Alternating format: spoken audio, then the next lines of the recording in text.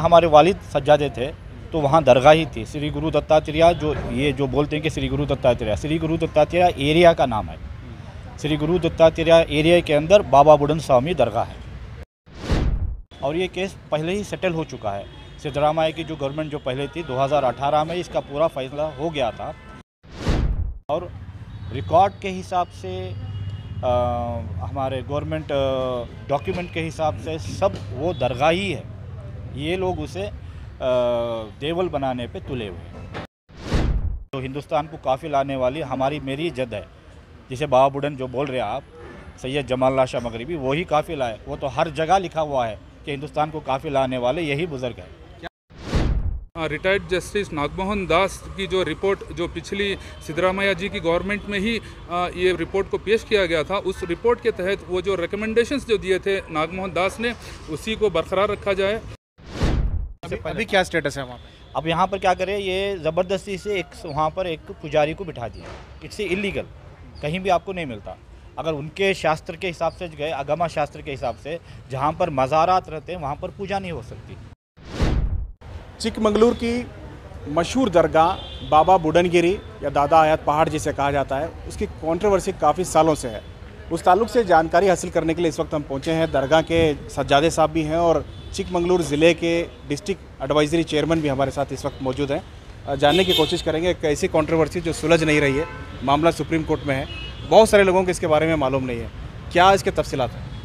असल में वो जो केस जो होके है, अब जो केस होके है, वो एक पुजारी बिठा दिए हैं वहाँ पर। ये बीजेपी गवर्नमेंट जब थी तो उनको पुजारी बिठा दिए। उसके ख़िलाफ़ सुप्रीम कोर्ट में हम यहाँ रिट अपील हमारी कैंसिल हो गई, तो SLP सुप्रीम कोर्ट में है और ये केस पहले ही सेटल हो चुका है। सिद्धरामैया की जो गवर्नमेंट जो पहले थी 2018 में इसका पूरा फैसला हो गया था, लेकिन फिर इसे ना इत्तफाक़ी लाकर फिर इसके अंदर फिर पूरा हमारे एक लॉ मिनिस्टर जो थे मधुस्वामी, उनके अंदर एक कमेटी बनाई गई, ये पूरा उसे उल्टा कर दिया गया। फिर हम SLP गए तो SLP से सुप्रीम कोर्ट ने डायरेक्शन दिया कि 8 वीक्स के अंदर, 8 हफ्तों के अंदर इसके बारे में तुम्हारा रिपोर्ट या डिसीजन पेश करो। तो यहाँ पर कर्नाटका गवर्नमेंट फिर नवी कमेटी बना के है होम मिनिस्टर के अंदर, उसमें वक्फ मिनिस्टर भी हैं, हमारे रेवेन्यू मिनिस्टर भी हैं, मुजराई मिनिस्टर भी हैं और एनर्जी मिनिस्टर भी हैं, डिस्ट्रिक्ट इंचार्ज मिनिस्टर चिकमंगलूर।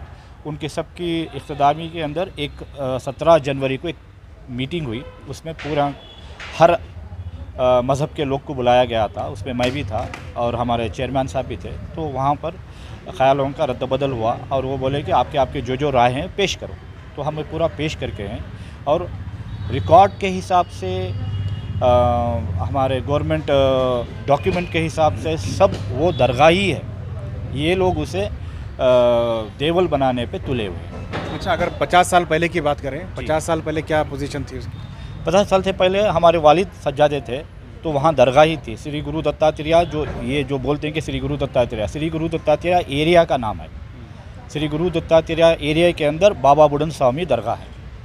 अच्छा, तो स्वामी क्यों कहते हैं फिर? स्वामी तो वो यहाँ का एक लक़ब लग गया है, यहाँ का लोकल जो ये है वो हिसाब से स्वामी लग गया है। मतलब इसे हिंदू और मुसलमान दोनों ये करते हैं, दोनों ये करते हैं। तो अभी जो मीटिंग हुई है इसमें पिछली बार जो बीजेपी गवर्नमेंट में कमेटी बनाई थी उसमें मुसलमान ना के बराबर थे या एक आदमी था जी। तो इस बार जो कमेटी बनाई उसमें कौन कौन है? नहीं, अभी कमेटी नहीं बनाए। असल में क्या है, कमेटी बनाने का चांस ही नहीं है उनको।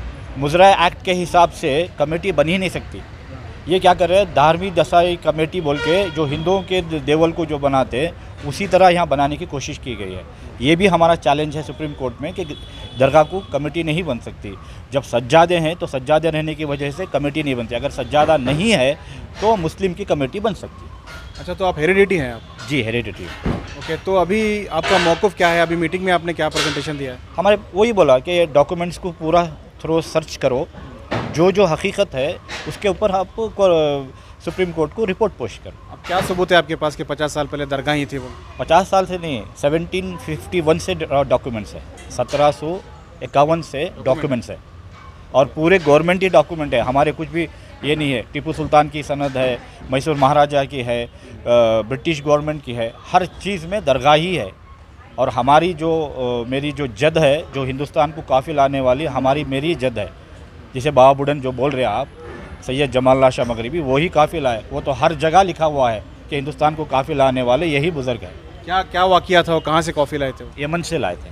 अच्छा, यमन से वो जब बगदाद से वापस हिंदुस्तान आ रहे थे तो यमन से कॉफ़ी के 7 बीज ला के यहाँ पर डाले। ये हर रिकॉर्ड में मिल जाएगा आपको। कॉफ़ी बोर्ड भी इसको, government of India coffee board भी एक्नॉलेज करती है। एक्नॉलेज करती है। और कॉफ़ी बोर्ड भी इसको हमेशा हर इसमें अपने रिकॉर्ड्स में इसको एक्नॉलेज करती है कि जमाल शाह मगरिबी ने कॉफ़ी लाए थे हिंदुस्तान में, 7 बीज लेके आए थे, और उसी की वजह से आज हिंदुस्तान में इतना कॉफ़ी का जो कारोबार फैला है उन्हीं की वजह से, उन्हीं की देन है। वक्फ बोर्ड भी इसमें क्या रोल अदा कर रहा है, क्योंकि आप वक्फ के चेयरमैन हैं, एडवाइजरी चेयरमैन है, तो वक्फ का क्या रोल है इसमें? देखिए, फ़िलहाल वक्फ बोर्ड का इसमें कोई रोल नहीं है, क्योंकि 1991 में सुप्रीम कोर्ट में केस डिसमिस हो गया था। वक्फ बोर्ड जो है केस हार चुका था, क्योंकि मुजराई इस पर क्लेम किया हुआ था और वक्फ बोर्ड केस हार चुका था। अभी ये मुजराई में ही है। दरअसल देखिए, पिछले 30 सालों में ये मामला तूल पकड़ता गया। 30 साल पहले मामला तूल पकड़ता गया। मामला लोअर कोर्ट से लेकर सुप्रीम कोर्ट तक बात गया। थोड़ा सा क्लियर करें, केस हारे किस बेस पे, क्या मौक़िफ़ था? केस इस वजह से ये हुआ कि यहाँ पे दोनों कौमों की यहाँ पे आस्था है। नहीं, मैं बोल दूँ, वो हमारे चेयरमैन साहब ने, असल में क्या हुआ था 1984 में रिट जो फाइल हुई थी हाई कोर्ट के अंदर, उसके अंदर एक सेंटेंस आया था कि both the community has got right to worship, both the communities have got right to worship. ये राइट टू वर्शिप का जो एक्सप्लेनेशन है वो वक्फ बोर्ड सुप्रीम कोर्ट में बराबर नहीं कर सकी।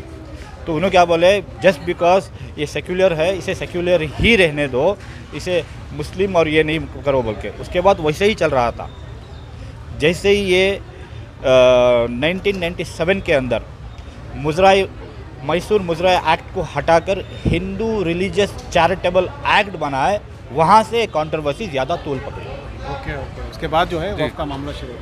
जी, तो अभी आप लोग क्या कर रहे हैं फिर वक्फ की तरफ से कुछ इसमें? अभी देखिए, हमारा जितने भी चिकमंगलुर के इदारे जाते हैं, जितने भी अवाम है चिकमंगलुर की, हुकूमत कर्नाटक से मुतालबा किया है। पिछले जो 17 तारीख को जो कैबिनेट सब कमेटी की जो मीटिंग हुई, उसमें हमने एक मुतालबा किया कि 1989 में जो एंडोमेंट कमिश्नर का जो एक ऑर्डर है कि जो 1975 से पहले जो स्टेटस को था वो स्टेटस को मेंटेन किया जाए, और दूसरा 1991 वर्शिप एक्ट के तहत जो 1947 15 अगस्त से पहले जो वहाँ पे रसूमात चल रहे थे, जो वहाँ पे मैनेजमेंट था, उसी को बरकरार रखा जाए। और जो 2018 में रिटायर्ड जस्टिस नागमोहन दास की जो रिपोर्ट जो पिछली सिद्धरामैया जी की गवर्नमेंट में ही ये रिपोर्ट को पेश किया गया था, उस रिपोर्ट के तहत वो जो रिकमेंडेशंस जो दिए थे नागमोहन दास ने, उसी को बरकरार रखा जाए। ये तीनों मुतालबात हमारी तरफ से रखे गए हैं सब कमेटी की तरफ से, और आपके ज़रिए से मैं हुकूमत कर्नाटक और ख़ुसूसी तौर पर हमारे जो चीफ़ मिनिस्टर हैं सिद्धरामैया जी, उनसे भी मैं गुजारिश करूँगा कि इस मसले को परमानेंट सॉल्यूशन की तरफ ले जाएं, क्योंकि बार बार हमने देखा है कि जो हुकूमत आती है वो उसके ही मुताबिक वो फ़ैसले देती है। तो इसको एक रोक लगाया जाए, आखिरी मतलब इसको जो एक हल की तरफ लेके जाएं। सारी आवाम की भी यही उम्मीदें भी हैं और यही चाहते हैं कि इस पर एक रोक लगे, एक फुल स्टॉप लगे। और मैं ये भी कहना चाहूँगा आपके ज़रिए से हमारे रियासत के जितने भी माइनॉरिटी लीडर्स हैं, एमएलएस हों, एमएलसीस हों, वज़रा हों, उन तमाम को मैं आपके ज़रिए से मैं उनको मुखातिब भी होता हूँ, गुजारिश भी करता हूँ कि आप भी इसमें आगे बढ़कर इस मसले को हल करने की कोशिश करें। कोशिश कर भी रहे हैं, बहुत सारे हमारे जो लीडर्स हैं कोशिश कर रहे हैं, लेकिन मैं तमाम से गुजारिश करता हूँ कि सब मिलकर आगे आएँ और इस मसले को हल करें। बिल्कुल बिल्कुल। आप कुछ कहना चाहेंगे इस पूरे मामले में? देखिए, ये तो करीब 300-400 साल से हमारे दरगाही हैं वहाँ पर, 400 साल से इसका यही हो रहा था और रिकॉर्ड मिलता है। 300 साल से तो हमारा रिकॉर्ड है, 400 साल से 450 साल से वहाँ पर दरगाह है। पूरे कर्नाटक, पूरे रियासत में नहीं, पूरे ऑल इंडिया से वहाँ पर उनके दादा के चाहने वाले आते हैं और ये सिलसिला ऐसे ही चल रहा था। लेकिन लास्ट एक 25-30 साल में कुछ ये गैर इसकी ताकत ने जो कम्युनल फोर्सेस हैं, उन लोगों की वजह से इस मसले को पॉलिटिकली एनकैश करने के लिए, इसका फ़ायदा उठाने के लिए ये किया गया, इसको चलाए, और उसमें कहीं ना कहीं वो उसमें कामयाब भी हुए। लेकिन हम सिद्धरामैया जी और हुकूमत से हम लोग यही दरख्वास्त करते हैं कि इस मसले को एक बार हल कर दें, कि इसमें कि हर मज़हब वाले जो पहले मोहब्बत से चलते थे उसी हिसाब से। अच्छा, आपका हिंदू या दूसरे मज़हब के लोगों को वहाँ आने से रोकने के लिए कुछ ऑब्जेक्शन नहीं आपका? नहीं नहीं नहीं, आज से नहीं, पहले से भी हमारा कोई नहीं है। हमारा सिर्फ ये है कि रिचुअल्स नहीं बदलाओ। जो वहाँ पर जो तरीक़ा चल रहा है फातिहा खानी का है वो मत बदलाओ। अब ये गवर्नमेंट, हाँ कोई भी आए, आप किसी भी दरगाह पे जाओ, वहाँ किसी को भी रोक टोक नहीं रहता, हमारे ये भी नहीं रहता। तो खाली हमारा जो है रिचुअल्स को जो ये बदला चुके हैं ये मत बदलाओ। जो 1975 से पहले अभी क्या स्टेटस है वहाँ पे? अब यहाँ पर क्या करें, ये ज़बरदस्ती से एक वहाँ पर एक पुजारी को बिठा दिया। इट्स इलीगल, कहीं भी आपको नहीं मिलता। अगर उनके शास्त्र के हिसाब से गए, आगमा शास्त्र के हिसाब से, जहाँ पर मज़ारात रहते हैं वहाँ पर पूजा नहीं हो सकती। किसी से भी पूछ लो, अब वहाँ पर मज़ारात है, ये पूजा कर रहे हैं। ये खाली क्या है, एक ज़िद है और कुछ भी नहीं। तो दोनों में आपस में आप अंडरस्टैंडिंग में बात करने की कभी कोशिश की है? नहीं, बात हो गई है पूरे लोग से। जितने भी लोकल जो भी हिंदूज़ हैं चिकमंगलुरु के अंदर, जितने भी जिनको मालूम है, उनको हकीकत मालूम है कि ये दरगाह ही है।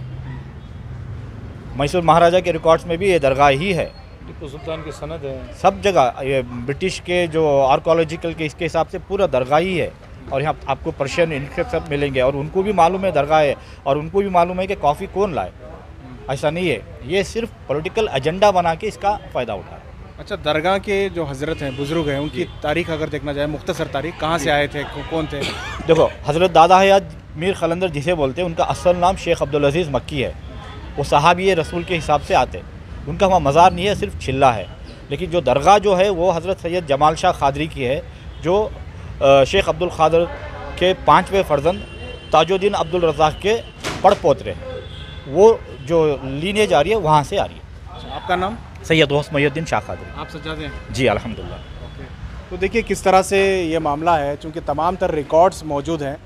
कॉफ़ी सबसे पहले यहाँ हिंदुस्तान लाने वाले ये हज़रत थे, और इसका रिकग्नाइज़ जो है ख़ुद कॉफ़ी बोर्ड करता है, जो कि गवर्नमेंट का एक इदारा है। और साथ ही इनके पास टीपू सुल्तान, जो उस वक्त की हुकूमत थी, टीपू सुल्तान की तरफ से दिए गए सनद मौजूद है, ब्रिटिश की सनद मौजूद है। और तमाम तर चीज़ें होने के बावजूद भी इसे पॉलिटिसाइज़ किया जा रहा है। यहाँ तक कि हिंदू धर्म में इसकी इजाज़त नहीं है कि किसी मज़ार के पास जो है पूजा नहीं होनी चाहिए। इसके बावजूद भी सिर्फ एक सियासी यहाँ खेल खेलने की कोशिश की जा रही है। तो इस ताल्लुक़ से हुकूमत को अब सोचना चाहिए, क्योंकि हुकूमत का अब आधा वक्त गुजर चुका है। अब ये इस तरह के मामले को अगर हल नहीं करेंगे तो आगे जाके ऐसे मामले बहुत ज़्यादा उछल जाते हैं और ये कम्युनल इशू बनने की, बहुत ज़्यादा इसको पॉलिटिसाइज़ करने की कोशिश की जाती है। तो हुकूमत से ये लोग गुजारिश कर रहे हैं कि इस मामले को जल्द अज जल्द हल कर लें। कैमरा पर्सन समीर के साथ शाहिद काजी, बेंगलुरु।